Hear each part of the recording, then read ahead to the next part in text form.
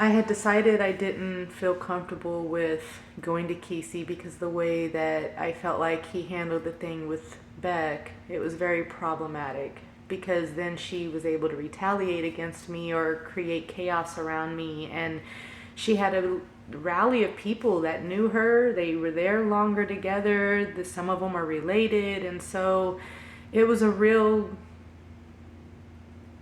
organized hate discrimination situation. It was Rico all the way. And she tried to put me in a compromising situation, and she tried to put another employee in a compromising situation surrounding some pills. And I shut it down.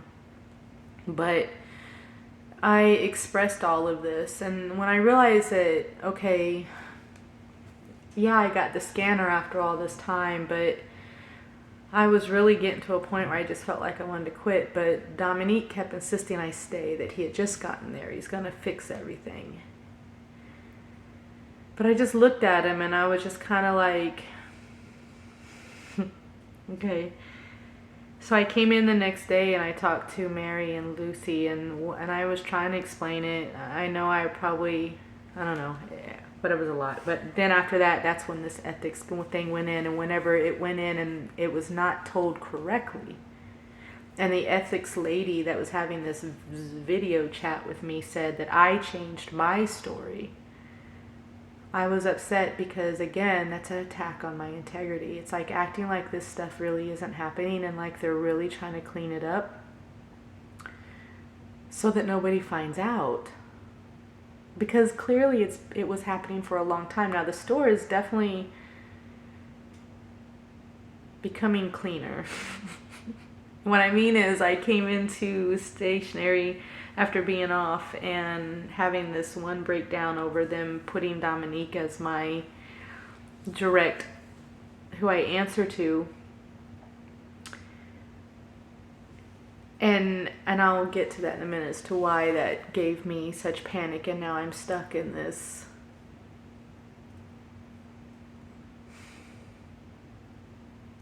very compromising situation.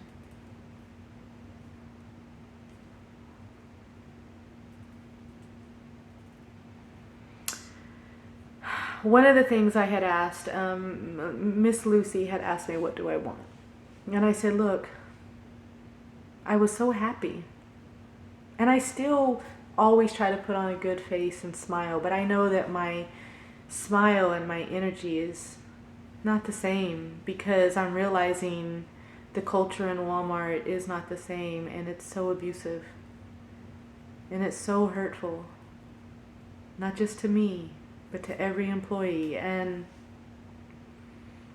who's not a part of the chaos, the tribes of chaos in there. So Lucy, and then I also told her about the scanner situation. I told them about Josh saying that Dominique had checked out my butt. And I did address Dominique directly when I heard it from Josh. I went to Dominique and I asked him about it, and I said to him, look, there was a rumor brought to me, and he was like, oh, already? I just got here. So then I said, yeah, but they're saying that you were caught checking out my butt. And he kind of laughed it off, and then I was like, look, I'm going to tell you like I told the person who told me. You did it behind my back and I didn't see it, so you kept the disrespect behind me. However, if other people are seeing you do it, it places me in a compromising position because now when I get a scanner, they're going to say it's because you checked out my butt, which is, I feel like, what was happening when they were saying Kesey did it after the whole, and then I got stationary. And I told him, I said, my children are watching me. Whether I am at Walmart or not, they watch my falls, they watch my rise, and they benefit or hurt from it either way. I have a legacy I'm building. I'm a woman. I'm a sexual assault survivor. This is not my truth. And I've been celibate since last year. This is not my truth. I do not want this attached to me. And then he was like, well, he blew it off. He's like, well, are you upset? And I was like, it's not about being upset. I'm not upset. I'm bringing it to your attention, and I don't want this to affect me. And I want it to stop. And nobody, no female should be placed in this position. Just like the young girl over there in Grocery with Gyro. But now I'm saying this, and I'm saying it out loud, and people are now. So anyways, after I went through all of this, Miss Lucy did tell me I would be able to keep my the scanner. She would, because the next thing that was happening was when Dominique wasn't there, even though I had the scanner, I wasn't getting the battery. Now Kesey did, when he was there, he did make sure I had a battery, but when it was left up to Tammy or Dre alone, I didn't have a battery, because they didn't even want me to have the scanner, because I went to them about scanners, and I could use theirs, but it was logged into their profile, which means it looks like they were doing the work. So I wasn't interested in that either. And it was only for me to use sometimes, and it wasn't all the time, and I couldn't have my own. But they were logged in, which means they get credit for my work. And it looks like I don't do work. And I'm not okay with that either. It's still a tap on my integrity. Because there is no team, there is no building of employees that I've experienced so far. So far it's been a lot of bullying, a lot of abuse, and a lot of lies. So Miss Lucy, and I asked her if I could stay in the stationery. She said stationery crafts is part of and I said, yeah, I learned that too. And so she said, she did give me the option of going to toys during the day, but that I would lose $1 an hour. And I would be in days, which would put me around a lot more people, and I'm just not I wasn't 100% sure where I was with that. Plus I didn't want to lose income, and it doesn't work for what I was accomplishing, setting myself out to accomplish. And it felt like a punishment more than me being protected and something being done. So I said, well, would I be able to give you 3 days to pray on that decision? And they were also pushing for me to do a written statement. But something about it was making me nervous, because when I met with Mary and Ann prior to that without Miss Lucy, they were pressing me pretty hard for a written statement before anything. And I didn't feel, I don't know. I don't know. So, I didn't feel safe, like it was going to be addressed, like, correctly. And then it turns out that the statement wasn't even put in correctly and then it didn't address anything except for one topic about Kesey being a racist, which is not what I even said. So they already damaged my ability to even testify on my own behalf by striking down my credibility with a false written statement. Because I've had more than one conversation, so they just cherry picked and they put it together, and that's not what I said. And even when I tried to correct it, it was still like it was being a mark against me, because they said that's what I said. So they bear false witness or inaccurate witnessing, and now I'm back where I was as a child. The little girl who cried wolf. Who she wasn't raped or molested or hurt or harassed in any way. She was a promiscuous child. She wanted these things.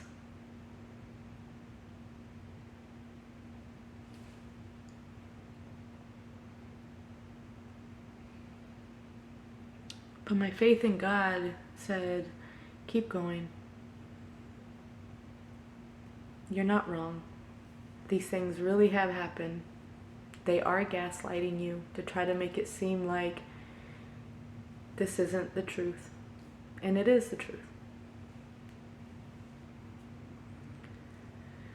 After that meeting, that night I came into work. She said yes, and she said she would make sure all the coaches knew. And I said okay. And I thanked her for it, and I left. And I went home, went to bed, came back to work that night.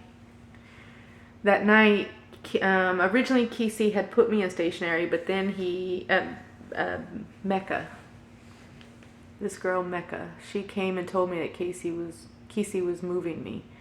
So I went and found Kesey to ask him directly, because I knew she was having a problem. She wanted stationary apparently, because she did not want to work in HBA.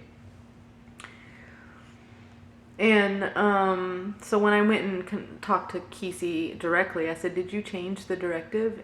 And then he was like, "Yes." And I said, "Did you get the email from Miss Lucy?" And he was like, "No, what email?" And then I told him, and then he was like, "Well, I didn't get the email, and I saw her this morning, and she never mentioned it." So then it was like I was not telling the truth. So I was like, okay. So I said, I'll address it with her tomorrow then. And I went ahead and did what I was told to do. But then the next night, when they did enforce for me to stay there. There was what's called this pork bomb that was stationed inside the stationary, the poster boards. And if you move it just wrong, it was like imagine hard plastic blown like a balloon, sealed, and it had rotted pork inside of it, and if it exploded, it would have gotten all over me and all over my hair. Now the significance of that is pork, snitching, because everyone knew I was going to the store. I mean, I wasn't hiding that I was speaking up, and I was taking it to the proper chains of command. But it was always ending up on the floor no matter what. And then when I saw the pork bomb, the first night, I saw Mecca leaning over as I was slowly pulling it out of the thing. And I put it in the center action alley for the supervisor team leads to come pick up the carts for the go backs. And I even mentioned that the security cameras should probably be pulled, because I've never had that happen the entire time I was there. And all of a sudden, after this, it was like the timing of it was so suspicious to me that my gut, my instinct, my discernment was like, no, get eyes on this, because they're already trying to act like things aren't happening. The worker Bobby, who I mentioned it to, she blew it off as college students. So I was like, okay. So the next night I came in and it was there again. And I went to look to make sure this time, because that my hair is my covenant. And everybody knows that because they keep asking me about my hair in the store, the workers. And Mecca kept making comments about my hair. Like, oh, she wishes she could have the same kind of hair. She wishes her hair would do it. All this stuff. So, and the fact that she was upset about it, and then she had this other worker who was like her sidekick, and this worker was also over in HBA with Becca when that was going on. And I heard her with a conversation with Becca in the back where she was saying, oh, if they give her the position, I'll be the first one to show up and shoot this place. And I don't know who they were talking about, and I didn't hear all of it, but all I heard was that part of it. And that it's just little stuff like that. And so I would continue on with my job, but she was this same, I don't know her name, but she is the friend to Mecca. And she was actually present that night when Mecca came and got me to move me from stationary into... She first tried to say apparel and then grocery, but then she changed it and said grocery, and I found out what it was that her friend was assigned to apparel, but they actually both wanted to take stationery and crafts and work it together. But she was working apparel, and they are right together, so they got to stay together and then talk and do whatever it is they do. And so I mean I understood what was going on, but and I cannot say for sure, because I did ask about because then the second night when the pork bomb was there again, I again put it, this time I took a photo of it. I have it on my phone so that I could time and date stamp it, because the dates are always hard for me. But the guy that was working third shift, Curtis, he also worked asset protection as well, apparently. But for some reason he was there on third shift, and I don't know why. But he was the one that collected it the second night, and he was like, "What is this?" And then I was like, "It's a pork bomb. It's the second one, and I really feel like you guys should pull the camera and zone in or something and figure out the time frame and who's placing it, because even if it is a student or somebody, but they're doing it and it's now back to back, they shouldn't be allowed in the store. And then two, if it's an employee and it is circulating around what's going on, then that's a problem. And I need protection and I need help with this." It was kind of blown off, and it wasn't really, plus I don't think he was working maintenance. I don't think he was working asset protection at the time. But he took it and he discarded of it and whatever. It smelled really, really bad. It's not even a joke. And it literally would have been embedded in my hair or possibly caused it to be destroyed. And it's a covenant. So I take that as a hate crime. And like I said, I did not physically have eyes on who did it, and it is very easy to hide and cover up and say it was a customer. However, the timing of it and the fact that it never happened before, and the relevancy of pork after going to management asking for help, it just gives the implication of snitches get stitches. So, and then a couple of people were telling me about how I should be careful walking home. And I'm just like, I've been living out here. I worked out at the Butler Trails, and I am in prayer and meditation, and I lost over 130 pounds, and I was preparing myself with stamina, energy, and strength just to prepare for this job. Because I knew physically this job was going to be a lot. And if I was already giving struggle coming in with trying to make sure I could mentally handle it, I needed to make sure I was still able to give the company, the family of Walton family, the Walmart family, I needed to give them some part of me that was still effective and good in the frequency. So I knew I had to get my strength up. I had to lose weight. I had to be able to stick it out and do the work. I knew the work was going to be challenging and hard. I just didn't expect so much hate, so much resistance, so much what feels like intentional situations being created to cause chaos and conflict and hurtfulness because I'm moving too fast, or I'm transmuting my pain into power in ways that people don't understand. And I mean, the violation of my privacy to say that they were looking me up. And then Gyro, at one point when I first started, he was in the back when we were all back there doing the boxes, and he had said something to the effect of, "Oh, I got that address now. I'll show up." And here's the issue with that. One, he is a problem, and he makes a lot of boasty threats and acts a certain way on the floor.